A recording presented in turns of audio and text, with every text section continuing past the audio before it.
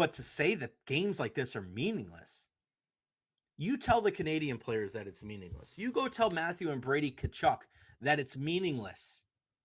Not a freaking chance, bro. Not a chance.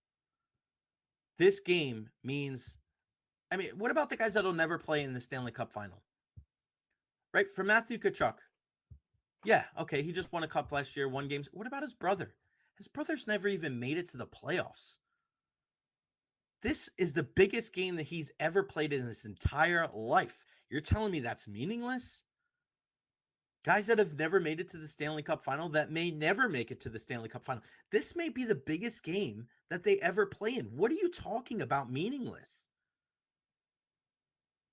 Just because we put so much of an onus of club over country here in the US, don't sit there and demean what this game means to the players that are involved.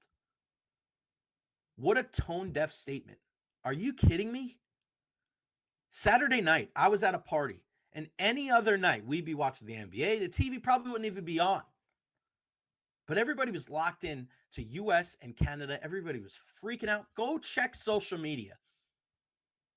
People that have never typed in the word hockey on their Twitter, on Instagram, on Facebook, were all enthralled by what that game was all about. It wasn't just the fights.